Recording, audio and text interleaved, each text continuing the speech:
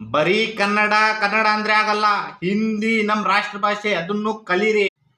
ನೋಡಿ, ಈ ರೀತಿ ಹೇಳಿರೋದು ಪವನ್ ಕಲ್ಯಾಣ್ ಅವರು ಯಾರಪ್ಪ ಅಂದ್ರೆ ತೆಲುಗಿನ ಪವರ್ ಸ್ಟಾರ್ ಅಂತ ಕರೆಸ್ಕೊಳ್ಳುವಂತಹ, ತನ್ನದೇ ಪಾರ್ಟಿ ಜನಸೇನವನ್ನು ಹೊಂದಿರತಕ್ಕಂತಹ, ಮತ್ತೆ ಟಿಡಿಪಿ ತೆಲುಗು ದೇಶಂ ಪಾರ್ಟಿ ಜೊತೆ ಸೇರಿ ಸರ್ಕಾರ ನಡೆಸ್ತಾ ಇರುವಂತಹ ಪ್ರಸ್ತುತ ಡಿ.ಸಿ.ಎಂ ಆಗಿರುವಂತಹ ಪವನ್ ಕಲ್ಯಾಣ್ ಅವರು.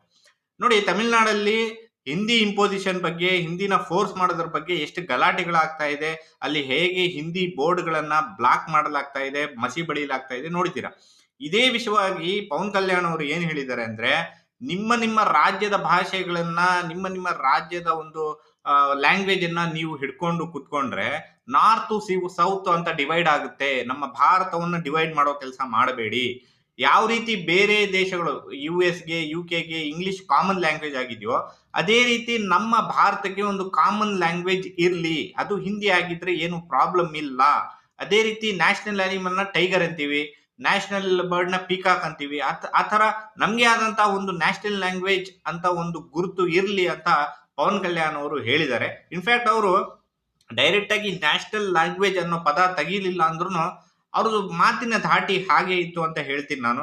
ನೀವೇನ್ ಹೇಳ್ತೀರಾ ಇದ್ರ ಬಗ್ಗೆ? ಪವನ್ ಕಲ್ಯಾಣ್ ಅವರ ವಿಷಯವಾಗಿ ಓಕೆ, ನಾವೆಲ್ಲ ಭಾರತೀಯರು ಒಂದಾಗಿರ್ಬೇಕು ಅಂತ ಹೇಳ್ತೀರಾ, ಅಥವಾ ಇಲ್ಲ ರಾಜ್ಯಗಳಿಗೂ ಸ್ಥಾನಮಾನ ಸಿಗ್ಬೇಕು, ರಾಜ್ಯ ಭಾಷೆ, ನಮ್ಮ ಭಾಷೆ ಬಳಕೆ ಆಗ್ಬೇಕು ಅಂತ ಹೇಳ್ತೀರಾ? ದಯವಿಟ್ಟು ನಿಮ್ಮ ಒಪಿನಿಯನ್ ನ ಹೇಳಿ.